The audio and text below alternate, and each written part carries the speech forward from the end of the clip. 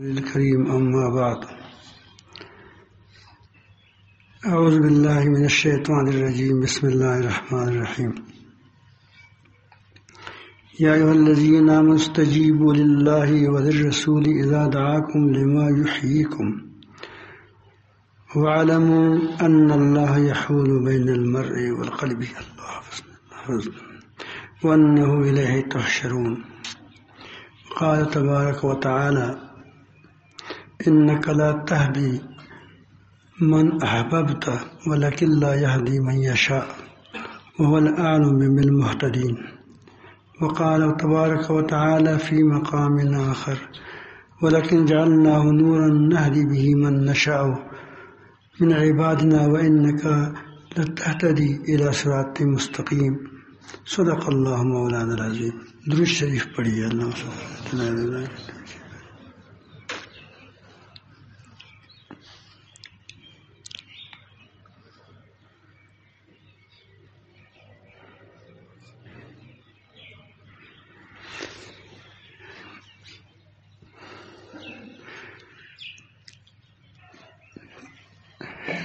اللہ رب العالمین جل جلالہ نے ہر چیز کے لیے کچھ سبب بنایا ہے. ہدایت کے لیے بھی اسباب ہے. ہم قرآن مجید میں بار بار یہ بات ہمیں تلاوت بھی کرتے ہیں، سنتے بھی ہیں کہ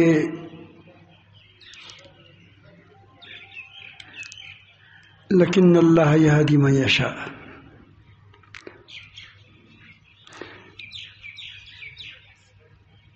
انشاءاللہ وتعز من تشاء وتذل من تشاء.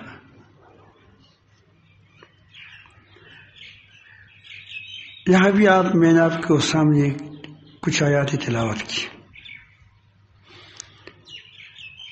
اللہ رب العالمین جل جلالہ عدل والا ہے، انصاف والا ہے، علیم ہے، خبیر ہے.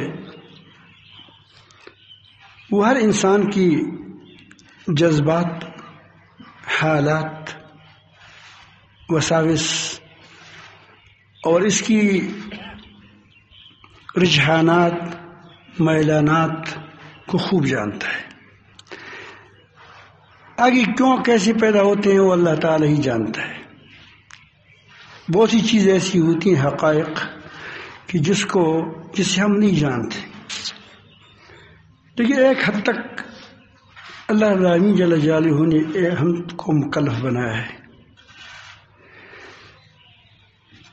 اللہ تعالی ہدایت دیتا ہے تو ایسا نہیں کہ بس تجھ کو میں نے ہدایت دی، تجھ کو میں نے گمراہ کر دیا. تو یہ تو اس طرح بات جو ہوتی ہے تو اللہ تعالیٰ کی حکیم ہونے کا، علیم ہونے کا، خبیر ہونے کا، عدل ہونے کا، والعدل، وہ عدل سراسر عدل ہے. اس کا مطلب پھر کیا ہوا؟ ومن يضلل فلا هادي له.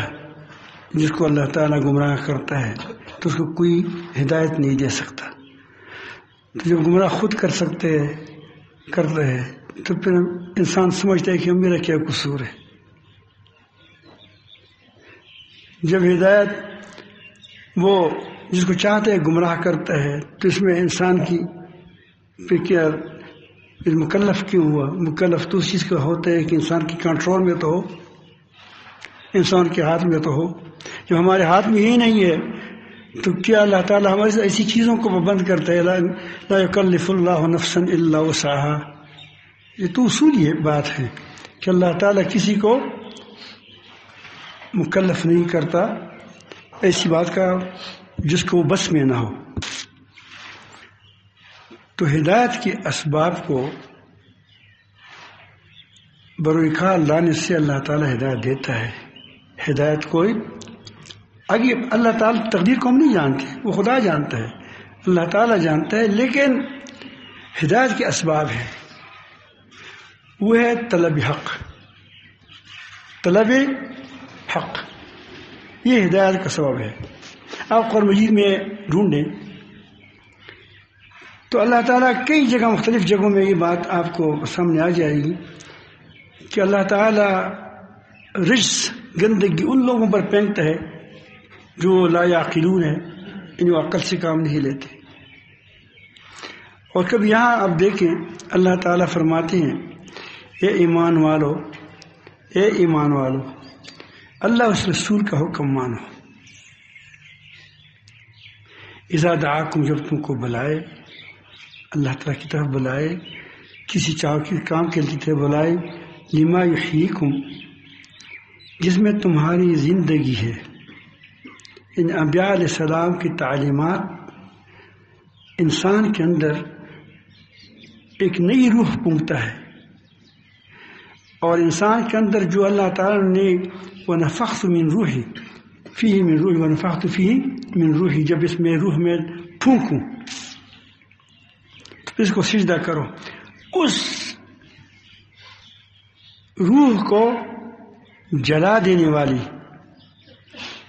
چیز کیا ہے؟ زندگی کیا ہے؟ انبیاء علیہ السلام کی تعلیمات ہے. انبیاء علیہ السلام کی تعلیمات ہے.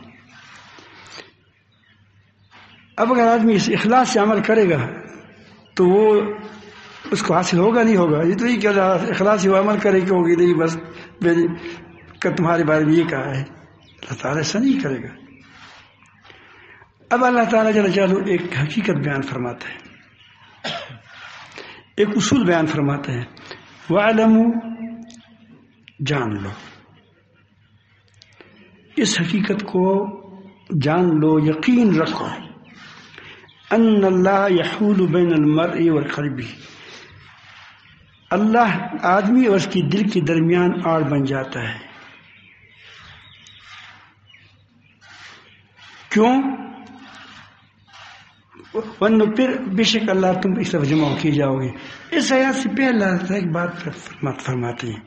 مقصد میں نے اس مطلب اس سے اسی کو بتانا ہے.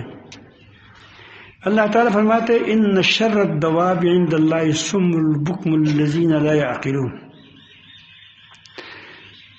بدترین جانور کو جو میں نے پیدا کی ہے اس میں تو ہر جانور کو ایک مقصد کے لیے پیدا فرمایا ہے، تمہارے لیے پیدا فرمایا ہے. اگر اس کے اندر عقل نہیں ہے تو اس لیے نہیں دی ہے، صلاحیت نہیں دی ہے تاکہ وہ تمہارے کام آ جائیں. ورنہ گھوڑے کے اندر انسان کی طرح عقل ہوگی ہمارے باپ اس کو پکڑ لیتا. شیر کے اندر عقل بھی ہوتی ہے تو اس کو پجری میں بند کرتے، ہاتھی پر سوار ہوتے. کوئی آسان کام ہے؟ اب سوال اٹھتا ہے کہ وہ اس کو ہدایت کیوں نہیں ملتی، ان لوگوں کو، یہ شر الدواب کو اس کو ہدایت کیوں نہیں ملتی؟ لو علم اللہ فیہم خیرا لاسمعہم. دیکھیں یہ نہیں بتایا کہ بس میں نے کہہ دیا ہے، ایسا نہیں. ولو علم اللہ فیہم خیرا لاسمعہم، اگر اللہ ان میں کچھ بلائی جانتا کہ اس میں کوئی طلب تو ہے، اس کے دلوں کے اندر کوئی طلب ہے، یہ خود کہتے کہ مجھے ہدایت ملے، میں سیدھے راستے پر چلوں.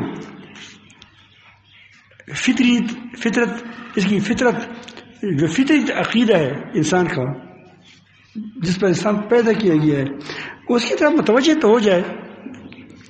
یہاں خیر آپ دیکھتے ہیں یا نکرہ لایا،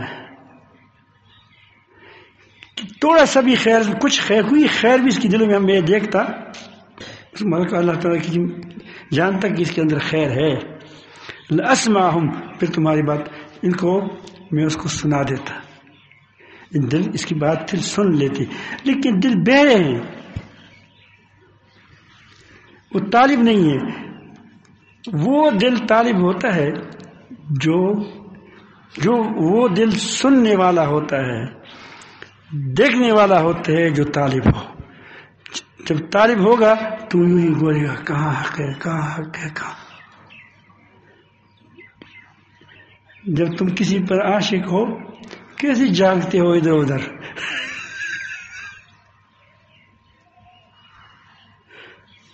سمجھ آ رہی ہے بات؟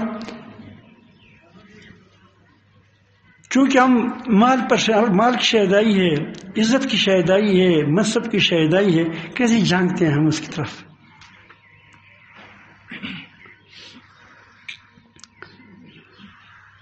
اگر ایسی حالت میں اس کو ہم سنائیں جس وقت اس میں خیر نہ ہو، اب یہ بتاتا ہے وَلَوْ أَسْمَعْهُمْ لَتَوَلَّوْهُمْ مُعْرِضُونَ، اگر ہم انہیں اب سنا دیں، اب اس حالت میں تو منہ پیر کر بھاگیں گے۔ بھائی میں آپ کو اپنا کوئی واقعہ سناؤں، مجھے آپریشن ہوا تھا دانے کا، تو وہ بہت سخت قسم کے انجیکشن لگاتے تھے زخم کے لیے تاکہ زخم خشک ہو جائے، زخم زیادہ تھا، اور اس سے میرا معدہ خراب ہو گیا۔ اب وہ کہتی ہے خدا بین یا ان اللہ یحول بین المرء و قلبی، اب اس بات کو آپ خود سمجھو گے، وہ اندر جانگتا ہے، دیکھتا ہے، تو میرا معدہ کام نہیں کرتا تھا، اور جب کوئی بھی مجھے کہتے کھانا کھاؤ، مجھے اس پر غصہ آتا تھا، کیونکہ میں جو بھی کچھ کھاتا تو اندر نہیں جاتا، باعث تکلیف بنتی تو باہر کیا کر لیتا۔ ایک طالب آدمی جب طلب ہو تب کھائے گا تو ہضم ہو جائے گا، اس سے کوئی فائدہ بھی حاصل ہوگا۔